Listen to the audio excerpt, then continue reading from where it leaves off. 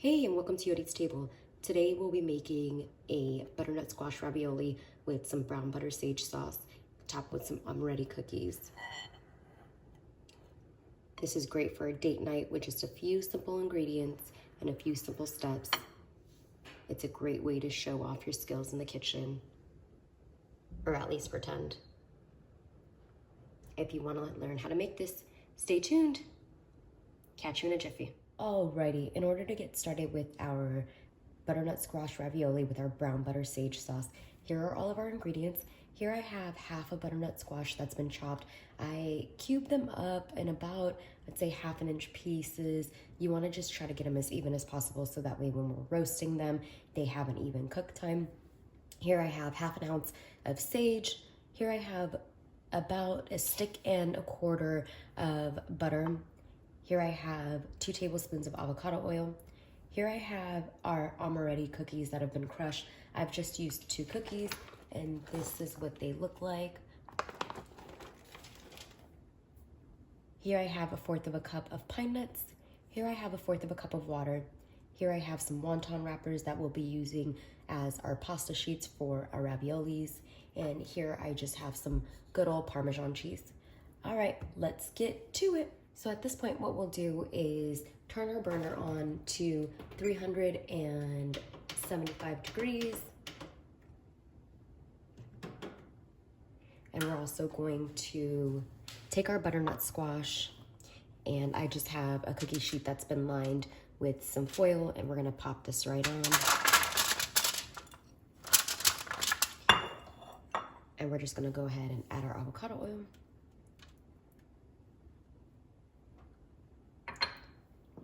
And also some salt and pepper to taste. You do want to season pretty generously.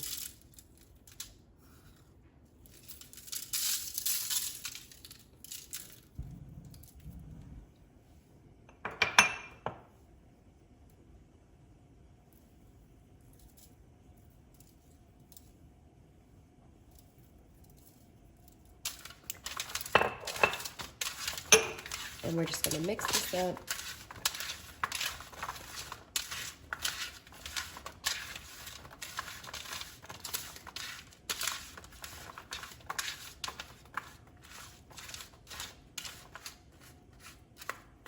And we'll be roasting these for approximately 25 to 30 minutes.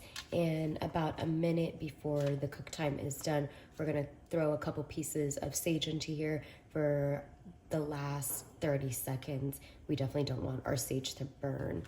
All right, I'm gonna pop this in the oven and we'll be right back. So while we're roasting our butternut squash, we're gonna go ahead and make our brown butter sage sauce. And we're gonna turn our burner on to about a low heat. So I have my burner on a 2.5, and I'm just gonna toss my butter in. We wanna do this low and slow because we want our butter to brown and not to burn. We don't want that bitter taste that butter gets when it burns. So nice and slow. This is some salted butter, and I also forgot to mention that I do have about 4 cups of water on the side that will be boiling our raviolis in. Once our butter is all melted, we'll go ahead and pop in our sage, and we're gonna go ahead and pop the majority of them, leaving about 2 or 3 leaves for our butternut squash. So I'm gonna reserve these and just pop in the rest of this. And we really want this sage to infuse the butter so we can get that flavor coming through. And you wanna keep an eye on your butter because it does turn quickly. And we'll also just add a pinch of salt and pepper. This is definitely what we want, some of this foaming to happen. And you can see that we're starting to get some nice color on this brown butter. So again, the change happens really, really quickly. So just keep an eye out. And note that if you do burn this, you will have to start over.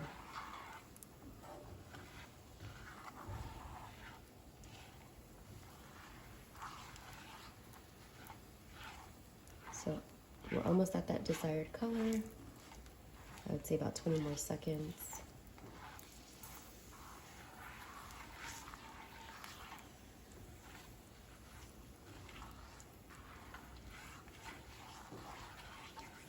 And now that we have this deep brown color, We'll go ahead and turn our butter off. We're gonna set this aside and wait until our butternut squash is done roasting. And you can tell that our butter has browned and not burned.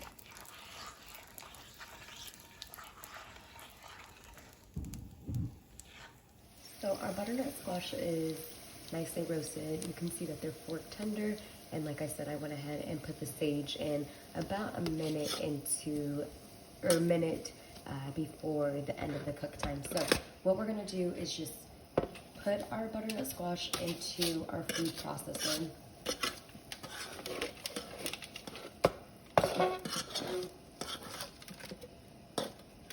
Along with the sage.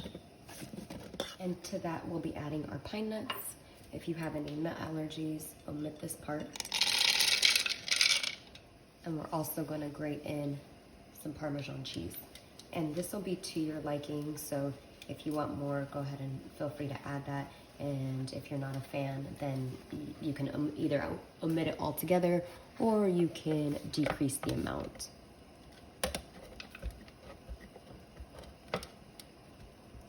So that's all the cheese I'll be using for now. I would say I put about 1/4 of a cup of Parmesan cheese in there.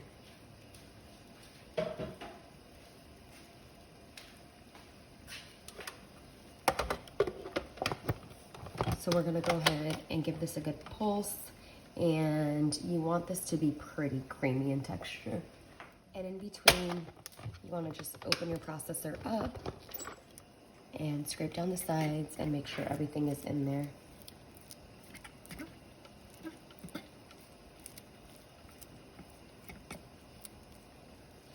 And I'm gonna let this go for another 30 seconds or so.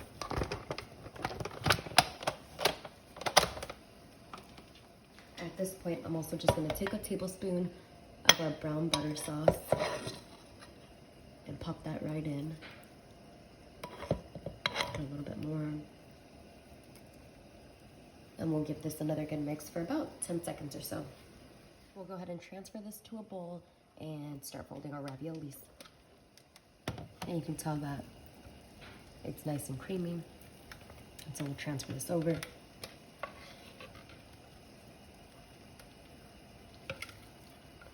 So now we'll just go ahead and fold our raviolis. So we'll take our wonton sheets and just get a few of them separated.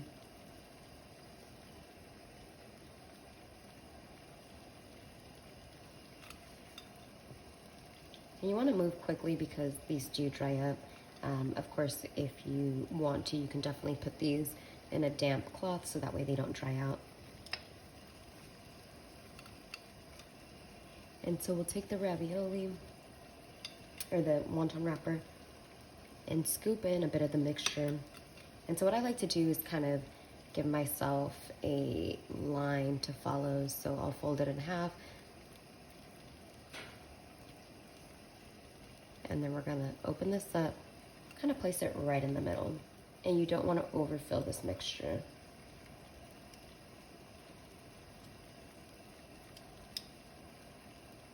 So we'll pop it right in. And then we're just gonna take our water to seal the edges. If you decided that you wanted to use egg, that's definitely an option.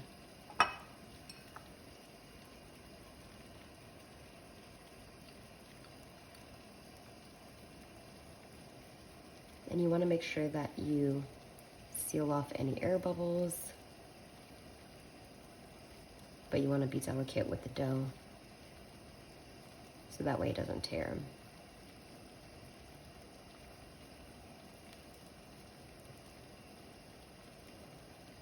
So we'll repeat the steps until we're all done with our mixture.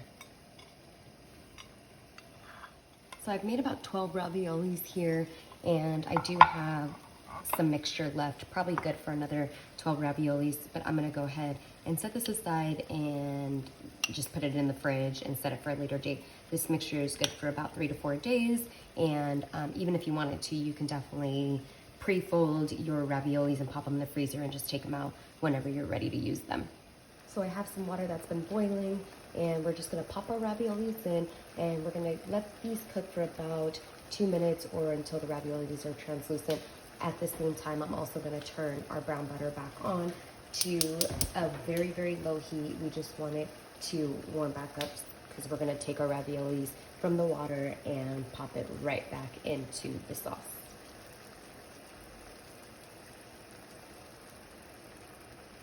A good way to tell if your raviolis are done is once they float to the top, so just be mindful of that. Once the raviolis are translucent like this, I'm just gonna pop them into a colander with a slotted spoon. And we wanna try to get rid of as much excess moisture as possible. And if some of them break, that's entirely fine. So here I have my brown butter sauce again. And I have that on a low heat, and I'm gonna just take my raviolis and pop them right in. And there we have it. Our butternut squash ravioli and our brown butter sage sauce. I'll show you how to plate this up, and we'll be good to go. So what we'll do is take our bowl, and we're gonna pop in a couple of the raviolis.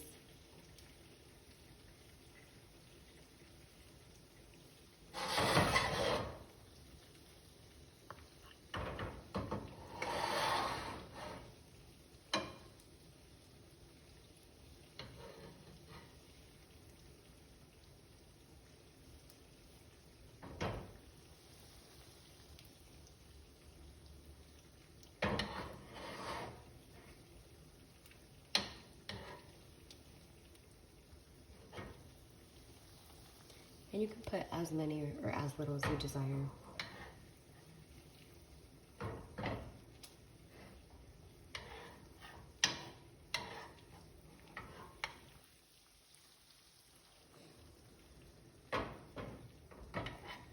And then we're gonna take some of that brown butter, and the sage has broken up by now, so you have little pieces in there. And we're just gonna spoon that right on.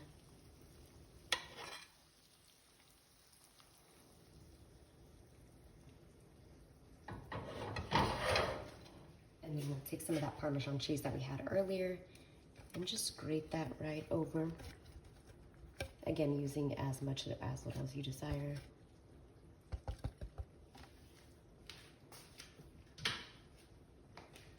And last but not least, we'll take our crushed amaretti and just sprinkle that right on. And this will bring out a lot of the sweetness in the butternut squash. You don't want too much of this. This is more of the same kind of way you would use some finishing salt. So a nice little sprinkle. And there you have it.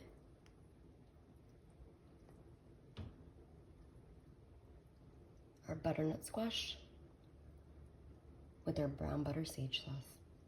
Hope you enjoyed. Comment down below and let me know what you think.